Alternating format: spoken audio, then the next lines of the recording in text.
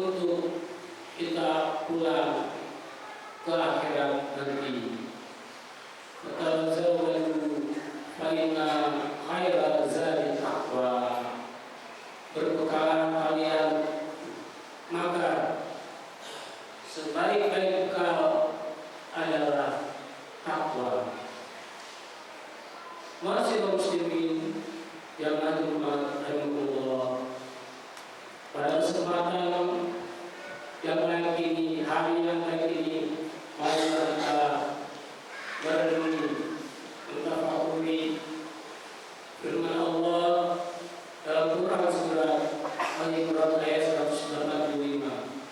A'udzubillahi minasyaitonir rajim.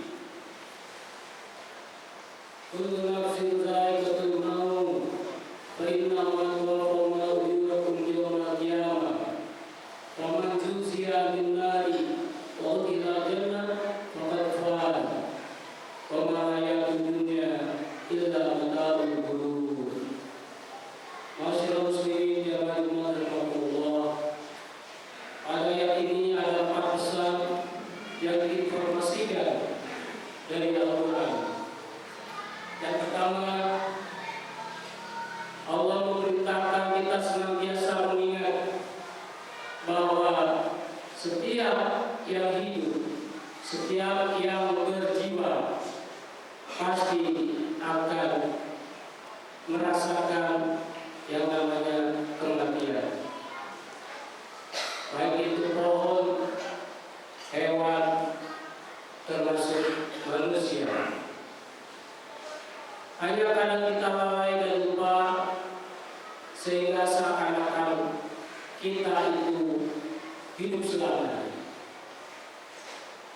Karena itu dalam salah satu syair ada yang bilang memang itu hadis, bahwa dikatakan iqbal di dunia ka'annaka ta'ishu abada wa amal di akhiratika ka'annaka tamutu ghadan. Artinya bahwa beramallah kamu untuk duniamu seakan-akan kamu itu hidup selamanya. Tapi diingatkan pula wa amal di akhiratika ka'annaka tamutu ghadan. Dan beramallah kamu untuk akhiratmu seakan-akan kamu akan mati besok. Ini adalah syair pengingat bahwa kita di dunia tidak selamanya. Besok atau lusa, kita tidak pernah tahu kapan kita akan mati. Bahkan belum lama seorang artis yang meninggal tanpa sakit lebih dulu. Tiba-tiba dia sedang bekerja, menulis, tahu-tahu sudah meninggal. Kematian datang tanpa memberitahu kita. Yang menjadi cemas adalah karena kita tidak tahu apa yang terjadi setelah kematian. Karena kita semua takut, karena informasi dari hadis mengatakan mati itu sakit, bagaikan lebih sakit daripada ditusuk dengan 1000 pedang. Dan setelah mati kita akan dipertanggungjawabkan, dimintakan amal perbuatan kita. Dan kita tidak pernah tahu apa yang akan terjadi setelah itu. Ya, banyak hadis mengatakan ada namanya siksa kubur. Nah, dalam Quran surat Al-Jumu'ah ayat 9 Allah firmankan, A'udzubillahi minasyaitonir rajim, qul innamal mauta allazi tafirruna minhu. Katakanlah Muhammad, sesungguhnya kematian itu yang kamu lari daripada kematian itu, fa innahu mulaqikum, pasti akan menemui kamu. Sampai dalam ayat ini dikatakan walaupun kamu ngumpet di benteng yang tertutup, kematian akan datang. Summa turaduna ila alimil ghaib, kemudian kamu akan dikembalikan kepada zat yang mengetahui, maha mengetahui yang gaib, wasyahadat, dan yang nyata. Fa illam yukum bima kuntum ta'malun, dan Allah akan menginformasikan, akan memberitakan apa saja yang telah kamu perbuat selama hidup di dunia. Jadi yang namanya kematian itu semua takut. Ya alasannya karena belum siap. Kalau belum siap tidak akan pernah ada yang siap untuk mati. Jangankan orang kaya, orang miskin pun takut mati. Karena itu selalu informasikan, diingat-ingat bahwa manusia tidak ada yang abadi. Bahkan dalam satu sejarah ada seorang kaisar Cina yang tidak mau mati. Bahkan dia meminta kepada semua staf-stafnya, staf negaranya untuk mencari obat yang bisa mengekalkan hidupnya. Padahal umurnya masih muda, Kaisar Qinzi, sekitar 27 tahun. Semuanya nyari, akhirnya ditemukanlah bahan, katanya bahan pengawet. Kalau sekarang itu disebutnya bahan merkuri. Padahal ini adalah bahan kimia yang sangat berbahaya. Tidak lama setelah dia minum dan gunakan, bukannya berumur panjang, malah berakhir kematian. Dan sampai sekarang kuburannya tidak boleh didekati karena mengandung gas beracun. Zat beracun namanya zat merkuri. Itu yang biasa sekarang terdapat di ikan-ikan yang ada di teluk-teluk itu mengandung bahan merkuri yang berbahaya.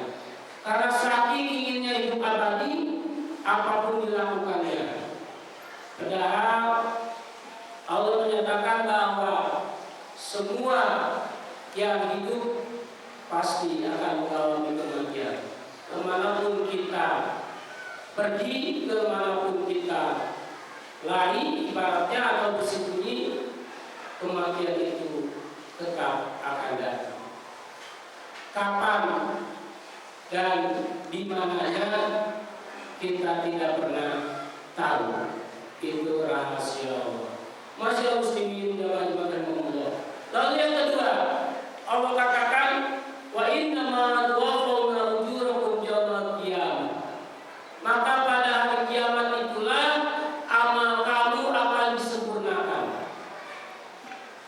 Jadi setelah kita mati, hadis mengatakan bahwa masih ada yang namanya amal jariyah, yaitu amal yang masih mengalir. Hadis itu mengatakan yaitu ilmu yang bermanfaat, sedekah jariyah, ilmu yang bermanfaat, dan anak yang soleh. Jadi bagaimana sekarang orang tua kita, kalau Al-Quran menyebutkan bahwa mereka berada di alam barzakh, alam yang mereka tidak bisa lagi kembali ke alam dunia. Dalam Quran surah Yunus, Fir'aun itu setiap pagi dan petang diperlihatkan neraka.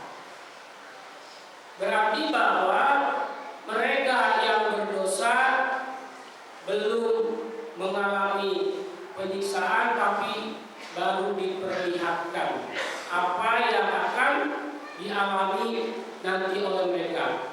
Maka pada hari kiamat itulah disempurnakan. Karena itu bagi kita yang punya orang tua, ya silakan mendoakan orang tua kita. Mungkin orang tua kita amalnya belum sempurna,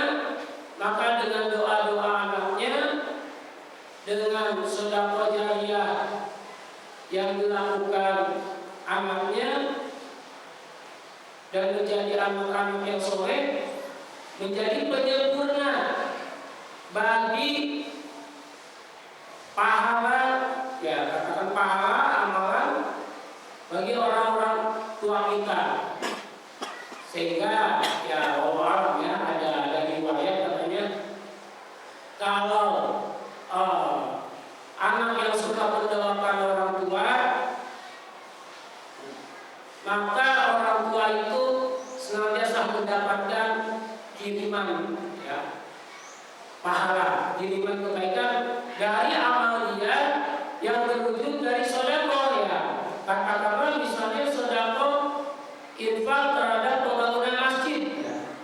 Maka selama masjid itu ada, maka orang tua atau kita yang meninggal masih mendapatkan pahala.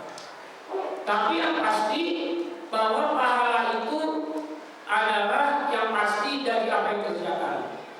In asantum li anfusikum wa la in asantum falaha. Jika kamu berbuat baik maka kebaikannya untuk dirimu sendiri, maka jika kamu berbuat kejahatan maka keburukannya pun untuk dirimu sendiri. Dan dalam ayat ini katakan bahwa tidak ada seseorang itu mendapatkan pahala melainkan dari apa yang dia kerjakan.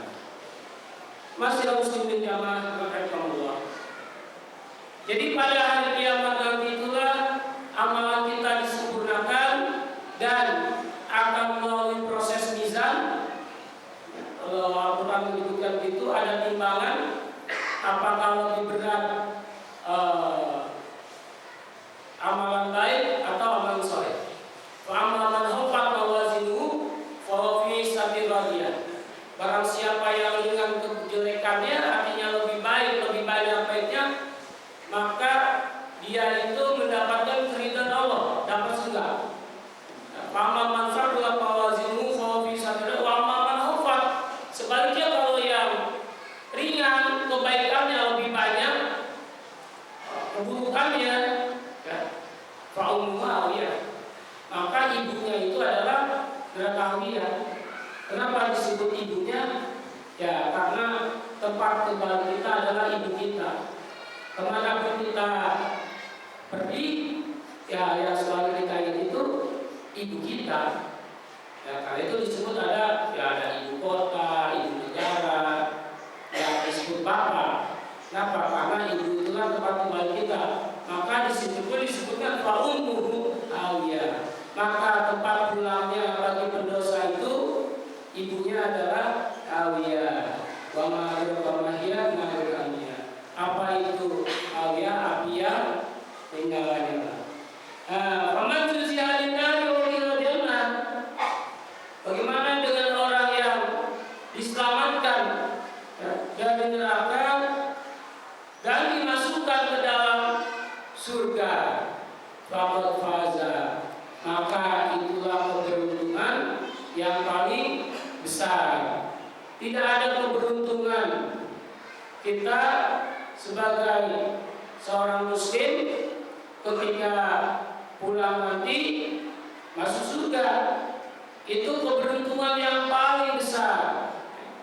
Karena tempat kembali kita ya hanya dua.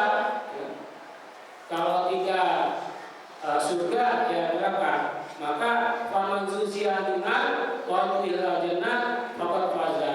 Siapa yang dijauhkan dari api neraka dan dimasukkan ke dalam surga karena amal-amalnya sudah sempurna, faqad faza, maka itulah keberuntungan yang besar. Wa ma hayatud dunya illa mata'ul ghurur. Dan kehidupan dunia yang sedang kita jalani ini tidak lain adalah ya tipuan. Bahkan dalam surat Al-Hadid ayat 20 itu dikatakan innamal hayatud dunya la'ib. Kehidupan dunia yang kita jalani ini hanya permainan. Ada yang jadi presiden, ada yang jadi menteri, ada yang jadi gubernur, bupati, wali kota, ada yang jadi rakyat biasa, permainan.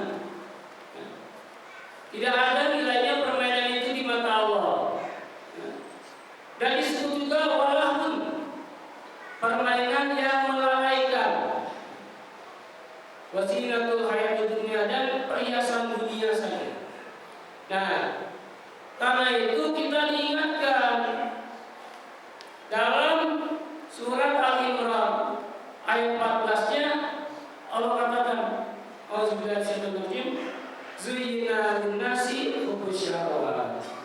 Dihiasi kehidupan kita ini dengan syahwat, dengan keinginan-keinginan, dorongan-dorongan. Ya, karena kita punya nafsu, wajar. Ya, tapi di situ ada yang namanya ajaran, ada yang namanya moral.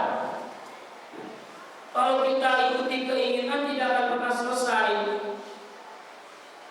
Kata Nabi, ya, kamu ingin kekayaan, akan terus kamu kejar bagaikan orang yang haus dikasih minum air garam.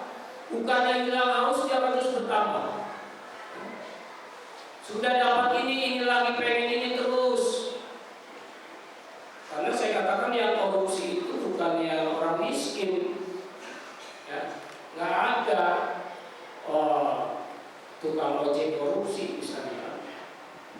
Mereka yang korup itu, ya hartanya miliaran, terus dan terus, ya, ingin dan ingin lagi. Tidak ada yang bisa menutupi nafsu manusia kecuali tanah. Kalau sudah dia sudah makan tanah, ya, sudah mati, barulah, ya, dia tidak ada lagi keinginan itu. Nah, manusia itu terus punya keinginan-keinginan, ya, sulit untuk dipenuhi kalau tidak punya moral, etika, sehingga dia akan melanggar aturan pun dilakukan. Yang penting dorongan nafsunya tercapai. Nafsu itu kan katanya seperti orang eksis. Kalau lagi gatel, digaruk nikmat sekali. Tapi setelah garuknya hilang, pedih, sakit. Nah, itu nafsu. Ya. Bahkan nafsu tak tinggi. Nafsu itu kayak bocah kecil. Kalau nggak diturutin terus merengek-rengek, ya, harus diturutin. Itulah nafsu. Dan apa ujian dunia yang dihadapi? Ya, di sini Al-Quran menyebutnya ya minan nisa. Ya, banyak orang yang jatuh karena perempuan. Ya. Kemarin itu ya informasinya bahkan ketua KPU jatuh karena perempuan. Harta itu yang dicari manusia. Harta, tahta juga jabatan. Orang berani bayar mahal miliaran untuk jabatan, direbutin lagi. Karena itu nggak berpikir untuk memikirkan rakyatnya. Yang dipikirkan adalah mengembalikan dana yang sudah dikeluarkan. Karena itu sampai musik pun jadi, ke dukun-dukun jadi, supaya dapat jabatan. Ya memang itu ya, dunia. Lalu apa kata Allah? Ya, bahwa manusia itu dalam hidup ini, di dunia ini dipenuhi syahwat. Satu, perempuan. Yang kedua, bani, kecintaan sama anak. Apapun yang dipengenin anak karena saking cinta, aturan itu boleh. Nggak apa-apa, yang ini anak gua jadi. Aturan sudah begitu. Dalam surat Al-Kahfi ayat 46, Allah firmankan, Auzubillahi minasyaitonir rajim, al-mal wal banun zinatul hayatid dunya. Harta dan anak-anak itu adalah perhiasan dunia. Banyak orang berbuat salah, berbuat dosa karena anak. Banyak orang masuk penjara karena anak, karena harta. Memang amal wal banun atau innama amwalukum wa auladukum fitnah. Harta dan anak itu menjadi ujian yang berat. Apalagi kalau kita tidak dibagi dengan nilai-nilai moral agama. Apapun keinginan anak dipenuhi, diikuti terus. Nggak tahu padahal itu akan menjerumuskan dirinya sendiri. Nah, kata Allah di sini,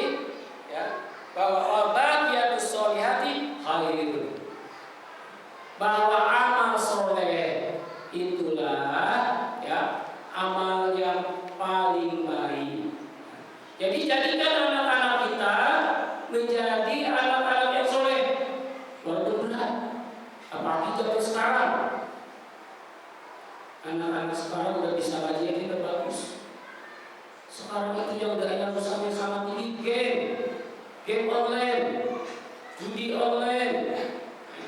Kita nggak tahu anak-anak kita main HP, dikira main aja, nggak tahu dia juga merambah kemana-mana.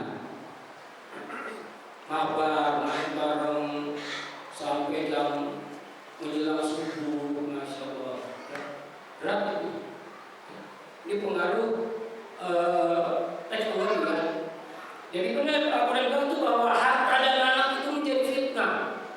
Harta dan anak itu hiasan dunia yang kalau kita tidak bisa, tidak pandai pada mengelolanya, harta dan anak itu akan menjerumus ke kita.